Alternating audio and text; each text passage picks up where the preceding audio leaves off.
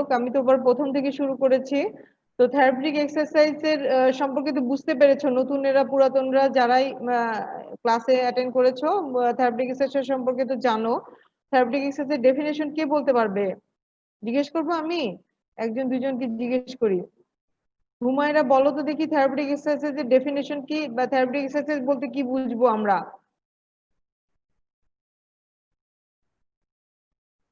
এগুলো তো পরীক্ষায় আসবে। What is therapeutic exercise, define therapeutic exercise. Humaira একটু বলো তো দেখি থেরাপিউটিক এক্সারসাইজ কি।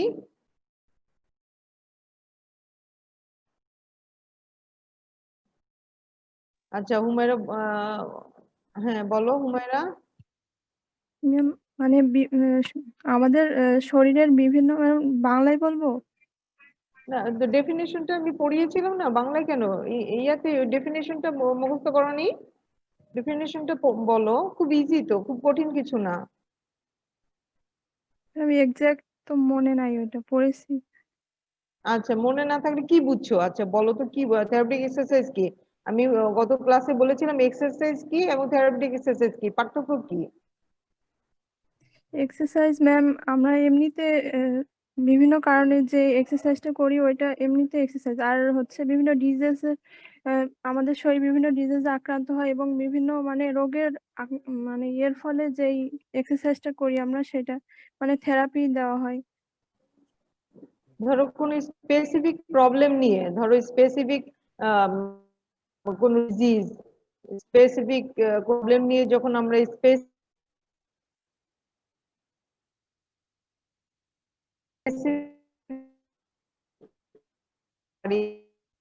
সেটা প্রেসক্রিপশন আকারে যখন আমরা এটা মানে অ্যাপ্লাই করি, সেখানে ইন্টেন্সিটি থাকে, কতটুকু দিতে হবে বা সবকিছু থাকে, সেটা অনুযায়ী যখন আমরা প্রেসক্রিপশন করি, সেটাই কিন্তু থেরাপিউটিক এক্সারসাইজ। হ্যাঁ, ইউজুয়ালি তুমি মুভমেন্ট করলা, লাফালা বা কোনো কিছু মুভমেন্ট গুলো করলা, সেটা কিন্তু সেটা অ্যাজ ইউজুয়াল এক্সারসাইজের মধ্যে পড়বে, কিন্তু এটা থেরাপিউটিক এক্সারসাইজ হবে না। থেরাপিউটিক এক্সারসাইজ হচ্ছে তুমি যখন কোনো মানে স্পেসিফিক প্রবলেম বা ডিজিজের জন্য স্পেসিফিক কিছু ট্রিটমেন্ট অ্যাপ্লাই করবে, যেটা তোমার ডিজিজটাকে রিকভারি হওয়ার জন্য অ্যাসিলারেট করবে, সেটা হচ্ছে থেরাপিউটিক এক্সারসাইজ। ঠিক আছে, এগুলো ডেফিনেশন মুখস্থ করতে হবে কিন্তু। যাই হোক, আমি তোমাদের লেকচারের এখানে চলে যাচ্ছি। তারপর প্রিন্সিপাল, হ্যাঁ প্রিন্সিপাল অফ থেরাপিউটিক এক্সারসাইজ কিন্তু পড়তে হবে। প্রিন্সিপাল অফ থেরাপিউটিক এক্সারসাইজ কি?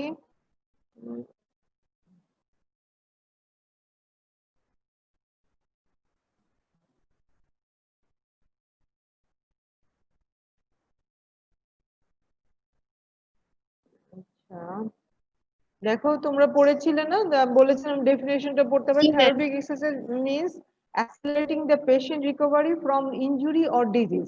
মানে অ্যাক্সিলারেটিং মানে দ্য পেশেন্ট রিকভারি, মানে পেশেন্টের রিকভারিটা খুব মানে ত্বরান্বিত করতে হবে from injury and disease. Disease যে কোনো ডিজিজ হতে পারে, যেমন আমরা থেরাপিউটিক পারপাসে কেমন স্ট্রোক পেশেন্টের জন্য অ্যাপ্লাই করি, বা ট্রান্সভার্স মাইলাইটিস আছে, স্পাইনাল কর্ড ইনজুরি পেশেন্ট আছে, আদার্স আরো অনেক ডিজিজ আছে, নিউরোলজিক্যাল প্রবলেমের যে ডিজিজ গুলো সাধারণত হয়, যেখানে থেরাপি মানে অ্যাপ্লাই প্রয়োজন হয়, না হলে সে মানে নর্মাল লাইফে যেতে পারবে না, সেই জিনিসগুলো কিন্তু আমরা মানে সেখানে থেরাপি ঠিক এক্সারসাইজ আমরা অ্যাপ্লাই করে থাকি, which have altered his normal way of life, যেটা নর্মাল ওয়ে অফ লাইফকে ত্বরান্বিত করে বা হেল্প করে।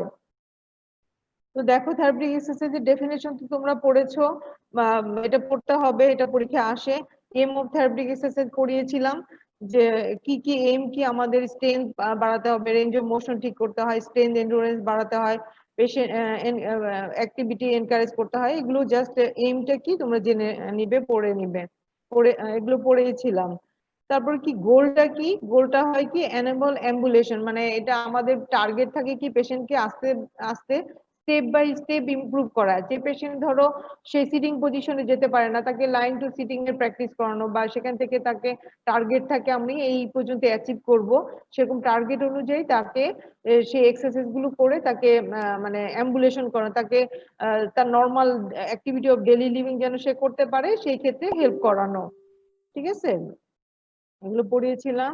বেসিক প্রিন্সিপালটা আবার বলি, বেসিক প্রিন্সিপাল কি, determine the purpose of exercise, যেটাই বললাম, যেটা আগে আমাদের ফার্স্টলি কি করতে হবে, পারপাস অফ এক্সারসাইজটাকে ডিটারমাইন দ্য পারপাস অফ, কি পারপাসে আমি এক্সারসাইজ করবো সেটা চিন্তা করতে হবে, যে আমি ফিটনেসের জন্য করব, না আমি কার্ডিওভাস্কুলার ইমপ্রুভের জন্য করব, না আদার্স কোনো জয়েন্টের প্রবলেমের জন্য সেটা এক্সারসাইজ করব, না মানে সেটা আমাকে চিন্তা আগে ফার্স্টলি খেয়াল করতে হবে যে কি পারপাসে আমি এক্সারসাইজ গুলো করব।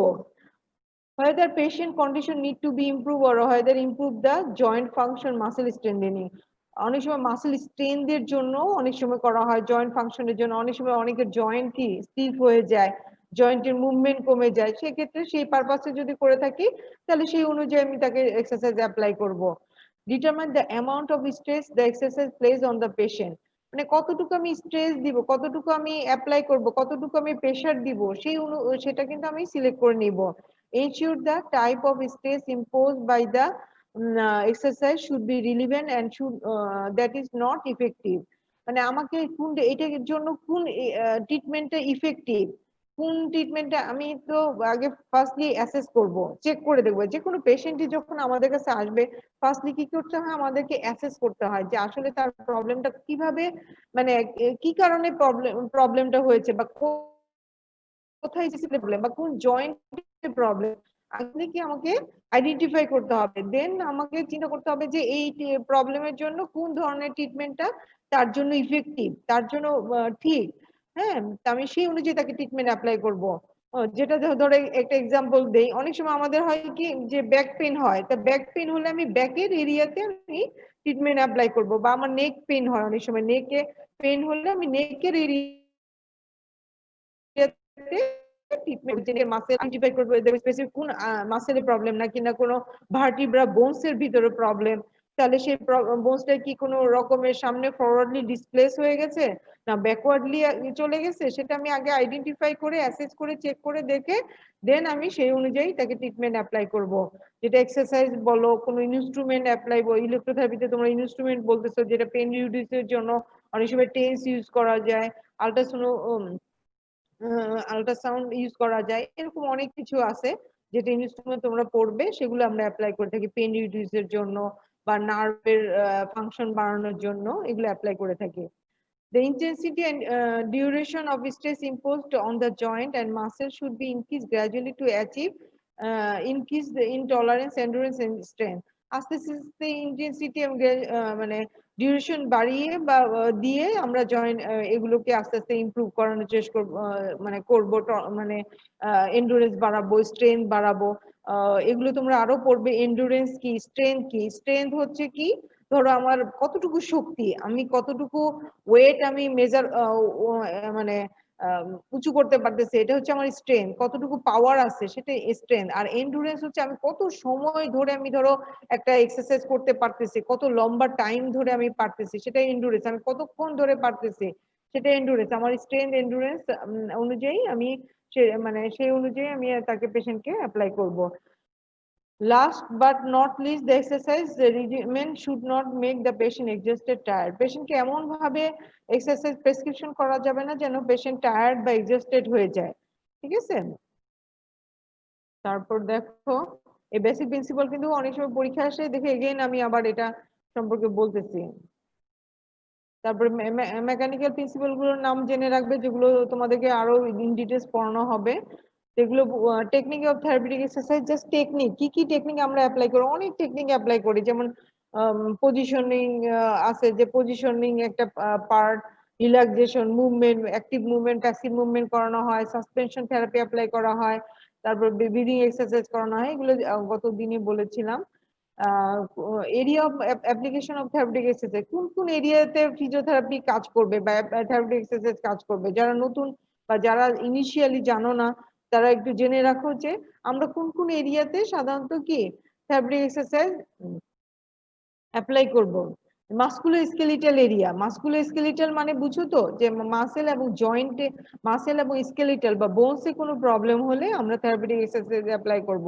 যেমন এনি মাসকুলার পেইন, অনেক সময় কি হয় দেখা যায় কি কোনো জয়েন্ট যদি ডিসপ্লেস হয়ে যায়, কোনো জয়েন্ট যদি সরে যায় বা কোনো স্পেসিফিক কোনো এরিয়াতে যদি প্রবলেম হয়, সেখানে কিন্তু সেটা তুমি যতই পেইন কিলার খাও সেই পেন কিন্তু সাময়িক কি রিডিউস করে রাখবে পেনটা, কিন্তু আবার সেই সার্টেন টাইম পরে কি আবার পেনটা ডেভেলপ হবে। দেখো না অনেক সময় হয় কি তুমি কোনো জায়গায় ধরো কোনো স্পেসিফিক একটা জয়েন্টের ডিসপ্লেস হয়ে গেল, সেই জয়েন্টটা কি যদি তুমি এখানে খুব সিভিয়ার পেন হচ্ছে, তুমি কি কোনো মেডিসিন খেলে বা কোনো কিছু খেলে সাময়িক এই পেনের যেই পাথওয়েটা সেটাকে ব্লক করে দেয়। আমরা পেন কিভাবে ফিল করি এটা তোমরা মানে ইয়াতেও পড়ে থাকার কথা, যে আমরা পেন মেকানিজমটা কি, যেমন পেনটা কি হয় আগে ফার্স্টলি পেন হলে কি হয় আস্তে আস্তে এটা পাথওয়ে দিয়ে আমাদের ব্রেনে যায় বা আমাদের স্পাইনাল কর্ডে যায়, দেন আমরা পেনটা ফিল করি। সেই পাথওয়েটা সাধারণত ব্লক করে দেয় যে পেন কিলার খেলে, তখন কি পেনটা কম থাকে না সাময়িক ভাবে। কিন্তু যদি এই ধরো মাসকুলোস্কেলার পেনের ক্ষেত্রে সেটা কি হয়, একটা টাইম সার্টেন টাইম পরে আবার পেনটা ডেভেলপ হতে থাকে, কিন্তু পেনটা কিন্তু একদম ভ্যানিশ বা রিডিউস হয়ে যায় না।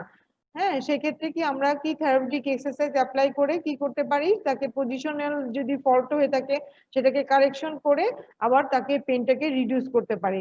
যেমন ধরো কোনো ভার্টিব্রার ভিতরে, তো স্পাইনাল কর্ড বা স্পাইনাল যারা পুরাতন তারা তো জেনেছো যে আমাদের ভার্টিব্রা গুলো কয়টা আছে, যেমন সার্ভাইকেলে কয়টা কয়টা ভার্টিব্রা থাকে, 7টা ভার্টিব্রা থাকে।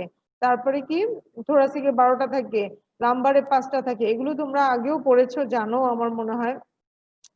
তো ধরো এই ভার্টিব্রা কোনো ডিসপ্লেস হয়ে গেল, ডিসপ্লেস হলে কি হয়, ডিসপ্লেস মানে সরে গেলে যদি পজিশনাল ফল্টের জন্য ধরো দীর্ঘদিন আমাদের পোস্টার মেনটেন ঠিক মতো না করলে অনেক সময় ভার্টিব্রাটা ডিসপ্লেস হয়ে স্পাইনাল কর্ডের উপর প্রেসার দেয়। অনেক সময় যে পেরিফেরাল নার্ভ গুলো আছে স্পাইনাল কর্ড থেকে, যেই নার্ভ গুলো আমাদের বডিতে অন্যান্য অংশে সাপ্লাই দিচ্ছে, সেই অংশের উপর যদি প্রেসার মানে কম্প্রেস হয়ে থাকে, নার্ভ গুলো যদি কম্প্রেস হয়ে থাকে, তাহলে কি আমাদের এই পেন গুলো পেন হতে থাকে। অনেক সময় ঝিনঝিন টাইপের পেন হয়, অনেক সময় চিনচিন টাইপের পেন হয়। অনেক সময় দেখবে যে অনেক বয়স্ক লোকেরা কমপ্লেন করে যে আমাদের কোমর থেকে ব্যথাটা মনে হচ্ছে পায়ে চলে যাচ্ছে, এরকম দেখবে যে অনেক ওল্ডার এজ এর পেশেন্টরা বা ওল্ডার পিপুলরা বলে কি যে হঠাৎ করে আমার ব্যথাটা শুরু হয় কোমর থেকে, ব্যথাটা অনেক সময় পায়ের একদম বৃদ্ধ আঙ্গুল পর্যন্ত চলে যায়, এরকম দেখবে কমপ্লেন করবে। তো এই ধরনের পেইন বা মাসকুলোস্কেলেটাল প্রবলেমের জন্য আমরা ফিজিওথেরাপি ট্রিটমেন্ট অ্যাপ্লাই করে থাকি। তোমাদের বেসিক ইনফরমেশন জানার জন্য কোথায় কোথায় আমরা কাজ করব বা কি কি জায়গায় আমরা ফিজিওথেরাপি অ্যাপ্লাই করতে পারি সেটা জানার জন্য বেসিক ইনফরমেশন, যেমন এনি জয়েন্ট পেইন, যদি এনি জয়েন্টে পেইন হয়, লো ব্যাক পেইন হয়, নেক পেইন হয়, থোরাসিক পেইন হয়, স্পন্ডিলাইটিস জয়েন্টে যদি প্রবলেম হয়, ফ্রোজেন শোল্ডার যেমন বয়স্কদের হয়ে থাকে, বয়স্ক একটু ওল্ডার এজে যে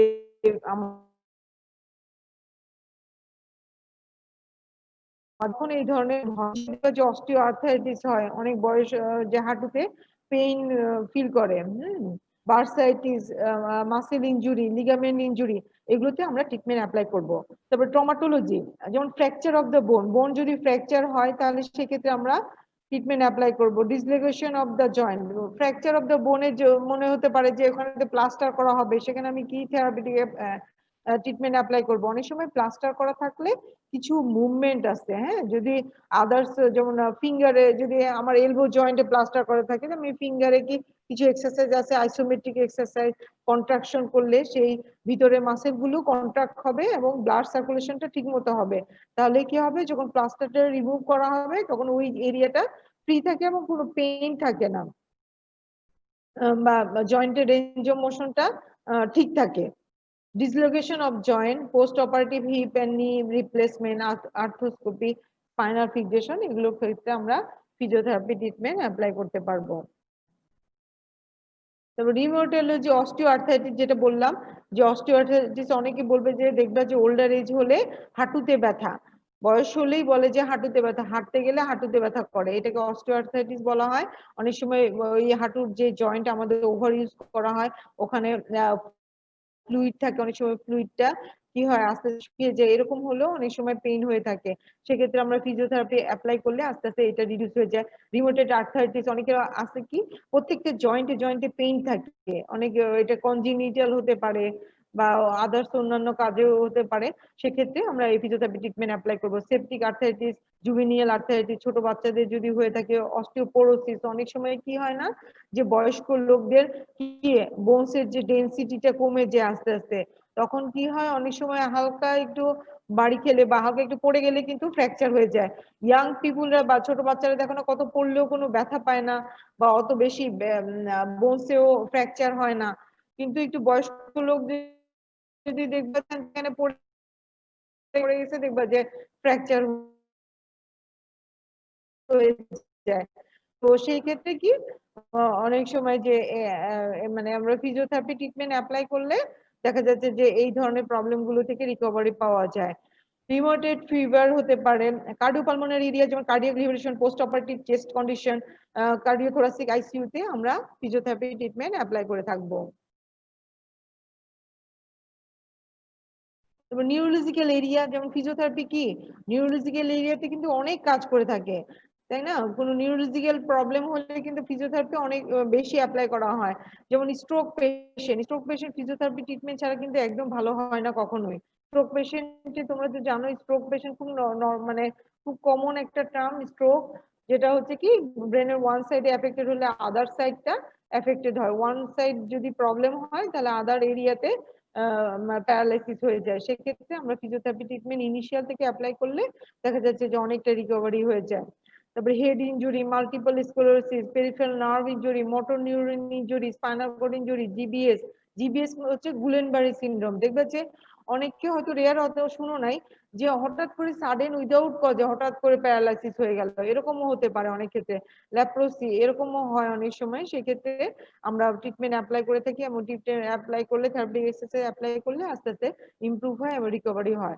পিডিয়াট্রিক এরিয়া কি বাচ্চাদের এরিয়া, যেটা শিশু বিভাগ বলা হয়, বা শিশু বিভাগে আমাদের বাচ্চাদের ক্ষেত্রে ট্রিটমেন্ট অ্যাপ্লাই করা হয়।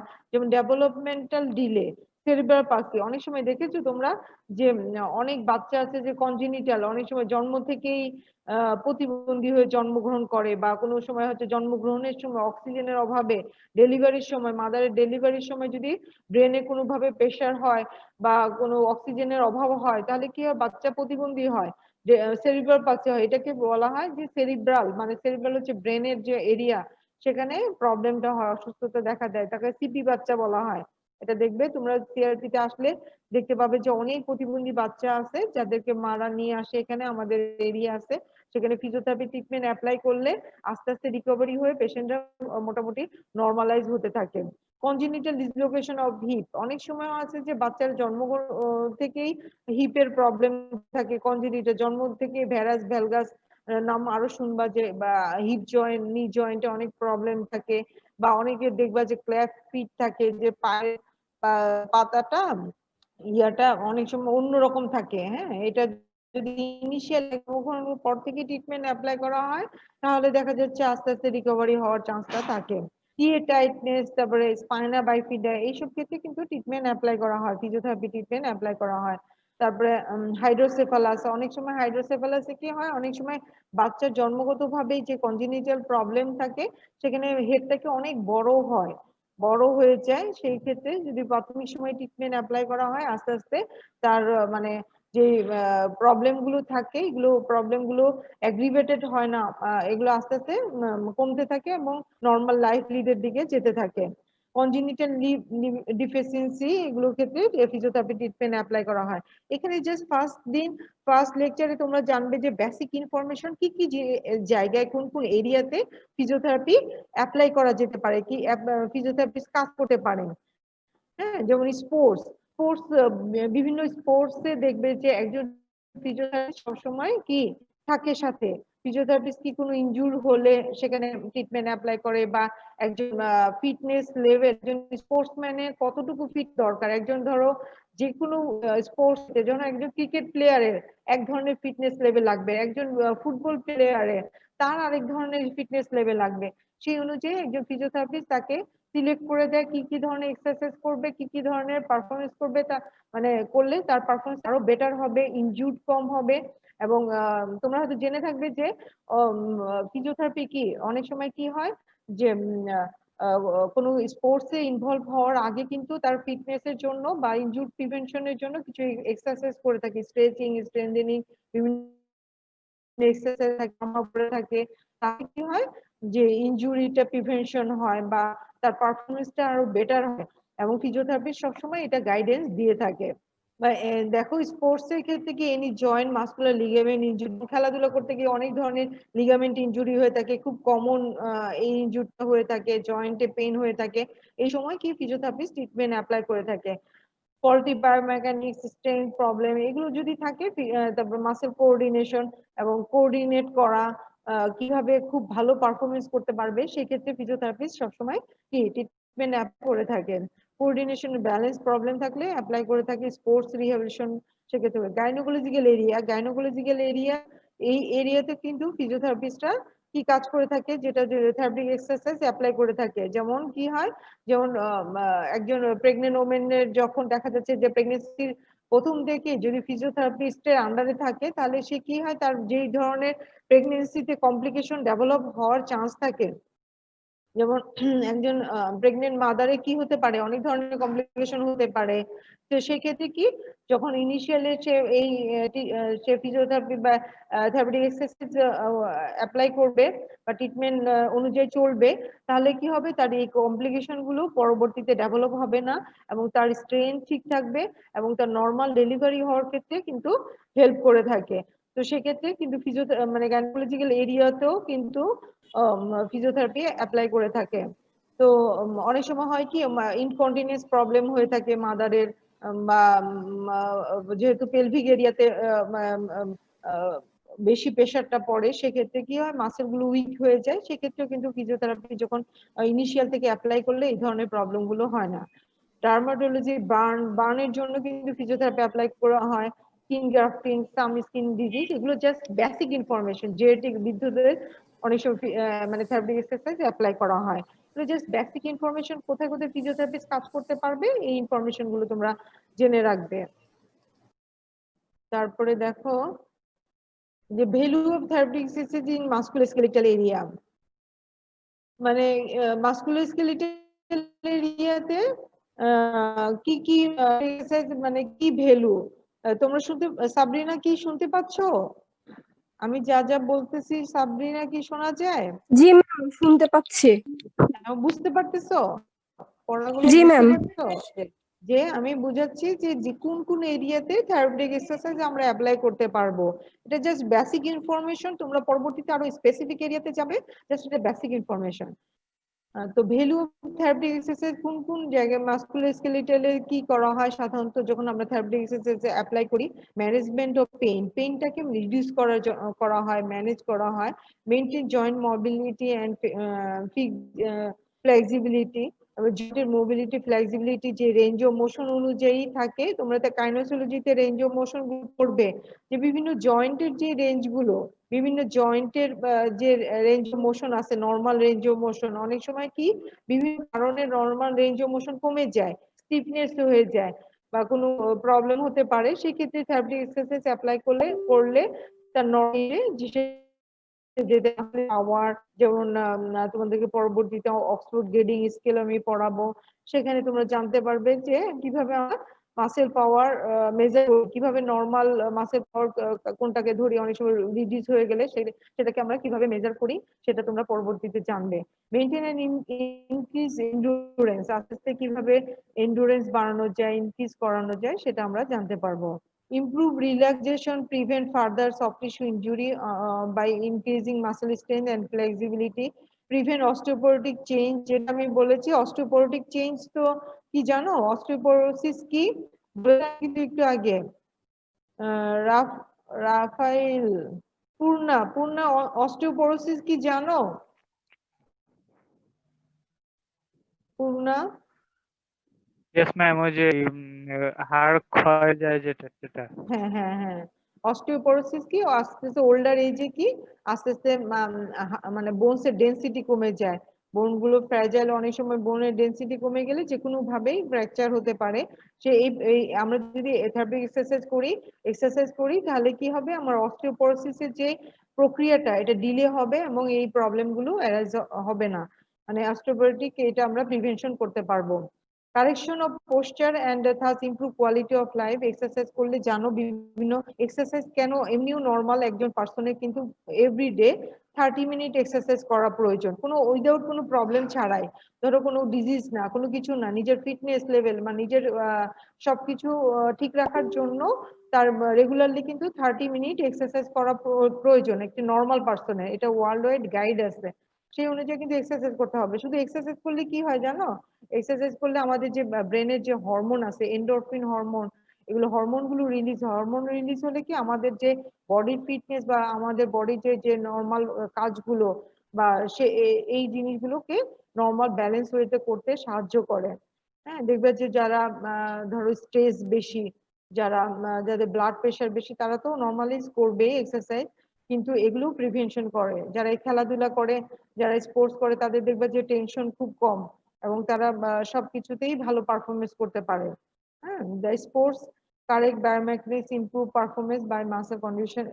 যাই হোক, নিউরোলজিক্যাল এরিয়া, নিউরোলজিক্যাল এরিয়াতে কি, নিউরোলজিক্যাল এরিয়াতে কিন্তু থেরাপিউটিক এক্সারসাইজ আমরা খুব অ্যাপ্লাই করে থাকি। নিউরোলজিক্যাল যেগুলো প্রবলেম হয়ে থাকে, যেমন মোটর রিএডুকেশন, অনেক সময় মোটরের প্রবলেম হলে মাসেলের মানে মোটর ফাংশন যেটা হচ্ছে কি মাসেলের কোনো প্রবলেম, নিউরোলজিক্যাল প্রবলেমের কারণে, ব্রেনের কোনো ডিজিজের কারণে হতে পারে, কোনো পেরিফেরাল নার্ভের কারণে হতে পারে, কোনো স্পেসিফিক নার্ভের কারণে কিন্তু সেখানে প্রবলেম অ্যারাইজ হতে পারে। সেক্ষেত্রে কিন্তু আমরা কি করব, আমরা এক্সারসাইজ অ্যাপ্লাই করব, ফিজিওথেরাপি মানে থেরাপিউটিক এক্সারসাইজ অ্যাপ্লাই করবে, অ্যাসেস করে চেক করে তার কি ধরনের প্রবলেম আইডেন্টিফাই করে দেন আমরা এক্সারসাইজ অ্যাপ্লাই করব। Maintain or increase muscle strength power, maintain or increase muscle length, অনেক সময় মাসেল লেন্থও কমে যায়। হ্যাঁ, তখন সেক্ষেত্রে আমরা স্পাজম বা স্পাস্টিসিটি ডেভেলপ হলে, মাসেল কন্ট্রাকশন ডেভেলপ হয়, তখন হচ্ছে মাসেল লেন্থ কমে যায়, সেক্ষেত্রে আমরা থেরাপিউটিক এক্সারসাইজ অ্যাপ্লাই করব। Improve coordination, balance, improve sensory integration, improve motor skill, আমরা মাসেল পাওয়ার ইমপ্রুভ করার জন্য সেক্ষেত্রে কাজ করব। ইমপ্রুভ কোর স্ট্যাবিলিটি, কোর স্ট্যাবিলিটির জন্য আমরা কাজ করব। ইমপ্রুভ ফার্দার ইনজুরি, যদি স্ট্রোক বা মানে শোল্ডার সাবলুক্সেশন, এগুলো প্রিভেনশন করার জন্য আমরা এক্সারসাইজ করে থাকবো। নিউরোলজিক্যাল এরিয়া তো বুঝতে পেরেছো, নিউরোলজিক্যাল এরিয়া হচ্ছে কোনো ব্রেনের কোনো মানে ব্রেন এবং স্পাইনাল কর্ড এবং পেরিফেরাল নার্ভের যদি কোনো ধরনের প্রবলেম হয়ে থাকে, তাহলে নার্ভাস সিস্টেমে যদি কোনো প্রবলেম হয়ে থাকে, সেক্ষেত্রে আমরা থেরাপিউটিক এক্সারসাইজ অ্যাপ্লাই করব। কার্ডিওপালমোনারি, কার্ডিওপালমোনারি যদি ধরো কোনো কার্ডিয়াক কোনো প্রবলেম বা হার্টের কোনো প্রবলেম বা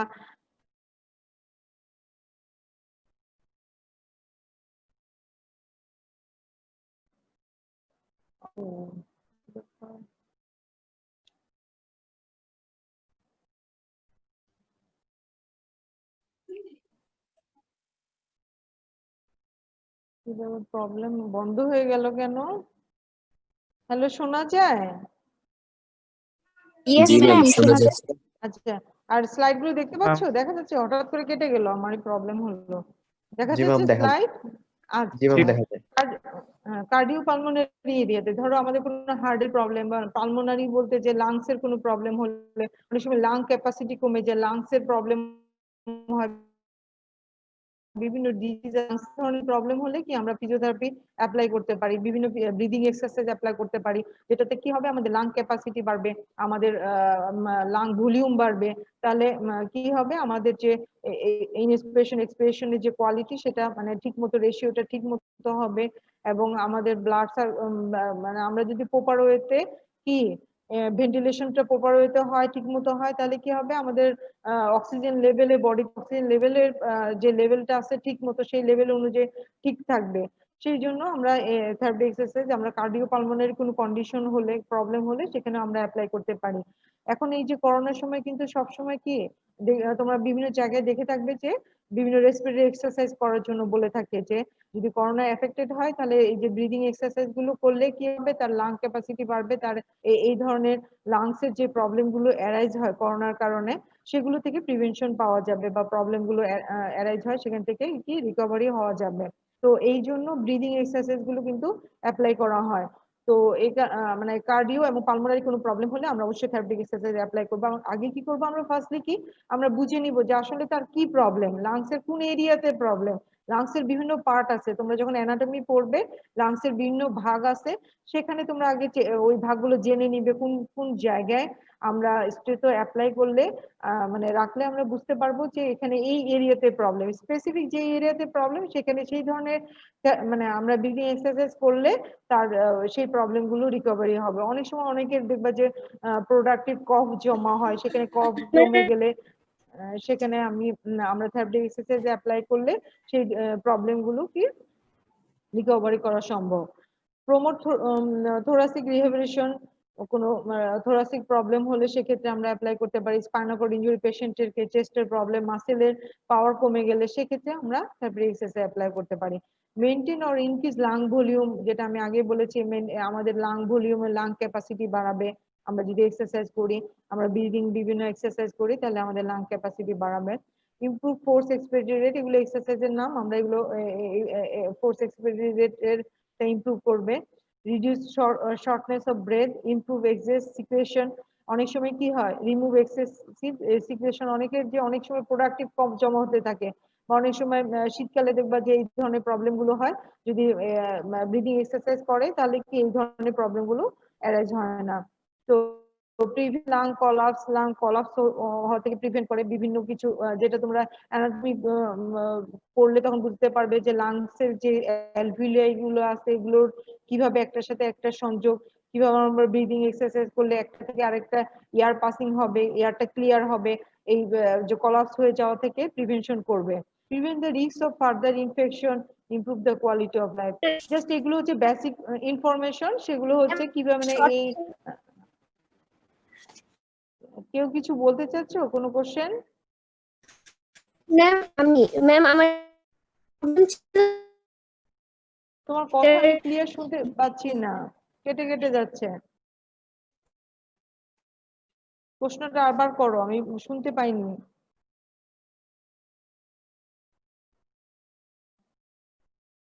কে প্রশ্ন করলো একটু আরেকবার বলো। ম্যাম ইলা হ্যাঁ ইলা বলো, কি বলতে চাইছো বলো। শর্টনেস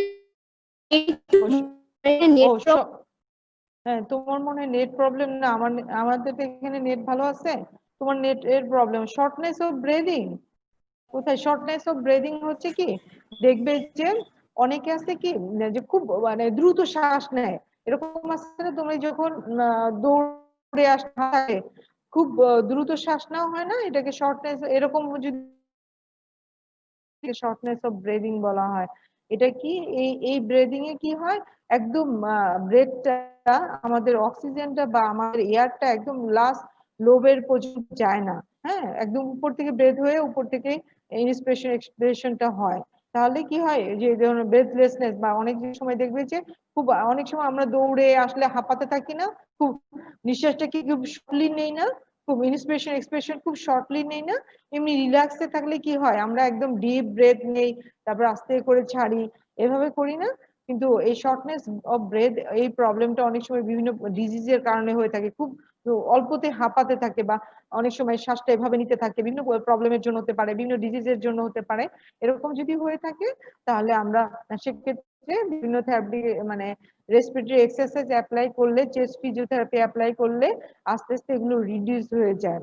তাহলে ফার্স্টের দিন তোমরা বুঝলে যে কোন কোন এরিয়াতে আমরা থেরাপিউটিক এক্সারসাইজ অ্যাপ্লাই করতে পারবো, মানে কি কখন আমরা থেরাপিউটিক এক্সারসাইজ অ্যাপ্লাই করব, এবং থেরাপিউটিক এক্সারসাইজ অ্যাপ্লাই করার সময় আমাদের প্রিন্সিপাল গুলো কি, আমরা কি মাথায় রেখে থেরাপিউটিক এক্সারসাইজ অ্যাপ্লাই করব, তার এইটার ভ্যালু গুলো কি। হ্যাঁ, সেগুলো তোমরা জানলে প্রথম লেকচারে। এই জিনিসগুলো আমি লেকচার নোট পাঠিয়ে দিয়েছি, তোমরা পেয়েছো তো সবাই না, নতুনেরা? Yes, ma'am. জি ম্যাম জি একটু পড়েছো, তোমরা নিজেরা একটু পড়েছো, পড়ে পড়ে দেখবে, আবার নেক্সট আরেকটা যখন ক্লাস নিব তখন আবার এটা ইনশাল্লাহ পাঠিয়ে দিব। এখন কারো কোনো কোশ্চেন আছে, কেউ কিছু জানতে চাও প্রথম এই লেকচার থেকে, বা ফিজিওথেরাপি সম্পর্কে কিছু জানতে চাইলেও বলতে পারো।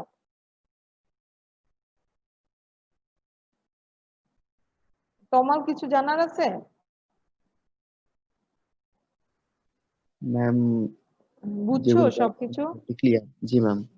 ক্লিয়ার। আচ্ছা, কিছু বুঝতে না পারলে কোনো বলতে কোনো সমস্যা নাই। যে কোনো টিচারকেই তোমরা জিজ্ঞেস করতে পারবে, অ্যানাটমি বলো, ফিজিওলজি বলো, সব টিচারকে জিজ্ঞেস করতে পারবে। টিচার যদি নাও জানে, সে জেনে তোমাকে নেক্সটে জানাবে, সমস্যা নাই। ঠিক আছে? সব টিচারকেই তোমরা কোশ্চেন জিজ্ঞেস করবে। তোমরা যদি কোশ্চেন জিজ্ঞেস না করো, তাহলে টিচার বুঝতে পারবে না তোমাদের কি পড়ানো হচ্ছে। সামনাসামনি ধরো ক্লাস নেওয়া একরকম, আবার জুমে নিলে তোমরা যদি রেসপন্স না করো, তোমরা আসো কি না আসো, তাহলে তো বোঝা যাবে না, বা টিচারও বুঝতে পারবে না আসলে তোমরা কতটুকু বুঝতে পারতেছো। ঠিক আছে?